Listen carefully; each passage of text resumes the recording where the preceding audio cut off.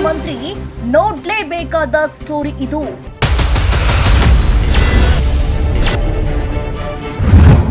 ನಿಮ್ಮ ಇಲಾಖೆಗೆ ಸಂಬಂಧಿಸಿದ ವಿಷಯ. ರೀಬೋರ್ನ್ ಕ್ಲಿನಿಕ್ನ ಕರಾಳ ಸತ್ಯ ಬಟಾ ಬಯಲು. ಬಜಾಜ್ ಇದೆ, ಫೈವ್ ಇದೆ, ಸೇವ್ ಇದೆ, ಮಲ್ಟಿಪಲ್ ಸ್ಮಾಲ್ ಫಿನಾನ್ಸ್ ಏನಿರುತ್ತೆ ನಮ್ಮ ಹತ್ರ ಟೈಅಪ್ ಆಗಿರುತ್ತೆ ಫಿನಾನ್ಸ್ ಎಲ್ಲ, ಅದರಲ್ಲಿ ನಾವು ಮಾಡ್ತೀವಿ. ಲೇಸರ್ ಕೂದಲು ಚಿಕಿತ್ಸೆ ಹೆಸರಲ್ಲಿ ಲಕ್ಷಾಂತರ ರೂಪಾಯಿ ಮೋಸ. ವೈದ್ಯಕೀಯ ಪದವಿ ಇಲ್ಲದೆ ಚಿಕಿತ್ಸೆ ನೀಡಲಾಗ್ತಿದೆಯಾ? ಕ್ಲಿನಿಕ್ನ ಮೇಲೆ ಬರುತ್ತಿದೆ ಸಾಕಷ್ಟು ಆರೋಪಗಳು. ಚರ್ಮದ ಚಿಕಿತ್ಸೆ ಹೆಸರಲ್ಲಿ ರೋಗಿಗಳಿಗೆ ಮೋಸ ಮಾಡಲಾಗುತ್ತಿದೆಯೇ? 70,000 ಲೋನ್ ಮಾಡಿದ್ರೆ ನಾನು 18% ಆತರ ಮೈನಸ್ ಮಾಡಿ ನನಗೆ ಕೊಡ್ತಾರೆ ಬಿಕಾಸ್ ಅವ್ರಿಗೆ ಪ್ರಾಫಿಟ್ ಬೇಕಲ್ವಾ, ಸರಿ ನನಗೆ ಕೊಡ್ತಾರೆ ಬಿಕಾಸ್ ಅವ್ರಿಗೆ ಪ್ರಾಫಿಟ್ ಬೇಕಲ್ವಾ, ಸರಿ ನನಗೆ ಕೊಡ್ತಾರೆ ಬಿಕಾಸ್ ಅವ್ರಿಗೆ ಪ್ರಾಫಿಟ್ ಬೇಕಲ್ವಾ.